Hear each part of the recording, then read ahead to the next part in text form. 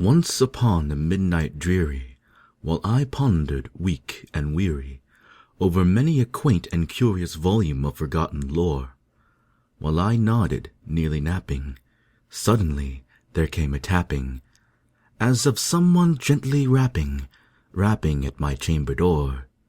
"'Tis some visitor," I muttered, "tapping at my chamber door. Only this, and nothing more." Distinctly I remember, it was in the bleak December, and each separate dying ember wrought its ghost upon the floor. Eagerly I wished the morrow, vainly I had sought to borrow from my books surcease of sorrow, sorrow for the lost Lenore, for the rare and radiant maiden whom the angels name Lenore, nameless here forevermore. And the silken, sad, uncertain rustling of each purple curtain thrilled me, filled me with fantastic terrors never felt before, so that now, to still the beating of my heart, I stood repeating, "'Tis some visitor entreating entrance at my chamber door, some late visitor entreating entrance at my chamber door. This it is, and nothing more."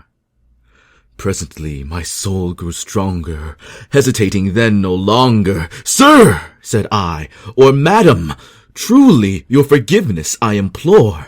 But the fact is I was napping, and so gently you came rapping, and so faintly you came tapping at my chamber door, that I scarce was sure I heard you.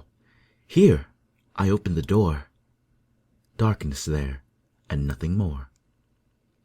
Deep into that darkness peering, long I stood there, wondering, fearing, doubting, dreaming dreams no mortal ever dared to dream before.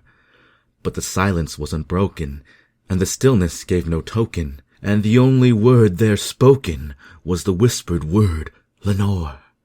This I whispered, and an echo murmured back the word, "Lenore." Merely this, and nothing more. Back into the chamber turning, all my soul within me burning, soon again I heard a tapping, somewhat louder than before. "Surely," said I, "surely that is something at my window lattice. Let me see then what thereat is, and this mystery explore. Let my heart be still a moment, and this mystery explore. It is the wind, and nothing more." Open here I flung the shutter, when, with many a flirt and flutter, in there stepped a stately raven of the saintly days of yore. Not the least obeisance made he, not a minute stopped or stayed he, but, with mine of lord or lady perched above my chamber door, perched upon a bust of Pallas just above my chamber door, perched and sat, and nothing more. Then this ebony bird beguiling my sad fancy into smiling by the grave and stern decorum of the countenance it wore.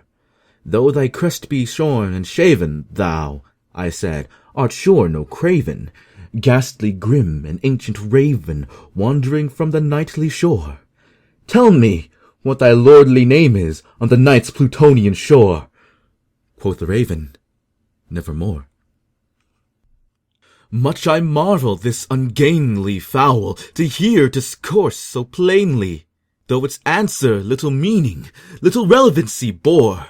For we cannot help agreeing that no living human being ever yet was blessed with seeing bird above his chamber door, bird or beast upon the sculptured bust above his chamber door, with such name as Nevermore. But the raven, sitting lonely on the placid bust, spoke only that one word, as if his soul in that one word he did outpour. Nothing farther than the uttered, not a feather than he fluttered, till I scarcely more than uttered, "Other friends have flown before. On the morrow he will leave me, as my hopes have flown before." Then the bird said, "Nevermore." Startled at the stillness broken by reply so aptly spoken, "Doubtless," said I, "what it utters is only stock and store, caught from some unhappy master, whom unmerciful disaster followed fast and followed faster till his songs one burden bore. till the dirges of his hope that melancholy burden bore, of never, nevermore. But the raven still beguiling my sad fancy into smiling, straight I wheeled a cushioned seat in front of bird and bust and door. Then, upon the velvet sinking, I betook myself to linking fancy unto fancy, thinking what this ominous bird of yore, what this grim, ungainly, ghastly, gaunt, and ominous bird of yore meant in croaking nevermore. This I sat engaged in guessing, but no syllable expressing to the fowl whose fiery eyes now burned into my bosom's core. This and more I sat divining, with my head at ease reclining on the cushion's velvet lining that the lamplight gloated o'er, but whose velvet violet lining with the lamplight gloating o'er she shall press, nevermore. Then, methought, the air grew denser, perfumed from an unseen censer, swung by seraphim whose footfalls tinkled on the tufted floor. "Wretch!" I cried, "thy God hath lent thee, by these angels he hath sent thee, respite, respite and nepenthe from thy memories of Lenore. Quaff, oh quaff this kind nepenthe, and forget this lost Lenore." Quoth the raven, "Nevermore." "Prophet," said I, "thing of evil, prophet still, if bird or devil, whether tempter sent, or whether tempest tossed thee here ashore, desolate yet all undaunted, on this desert land enchanted, on this home by horror haunted, tell me, truly, I implore, is there balm in Gilead?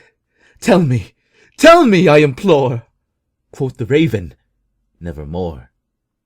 "Prophet," said I, "thing of evil, prophet still, if bird or devil, by that heaven that bends above us, by that God we both adore, tell this soul with sorrow laden if, within the distant Aidenn, it shall clasp a sainted maiden whom the angels name Lenore, clasp a rare and radiant maiden whom the angels name Lenore." Quoth the raven, "Nevermore." "Be that word our sign of parting, bird or fiend," I shrieked, upstarting. "Get thee back into the tempest and the night's Plutonian shore. Leave no black plume as a token of that lie thy soul hath spoken. Leave my loneliness unbroken. Quit the bust above my door. Take thy beak from out my heart, and take thy form off from my door." Quoth the raven, "Nevermore." And the raven, never flitting, still is sitting on the pallid bust of Pallas just above my chamber door, and his eyes have all the seeming of a demon's that is dreaming, and the lamplight o'er him, streaming, throws his shadows on the floor, and my soul from out that shadow lies floating on the floor, shall be lifted nevermore.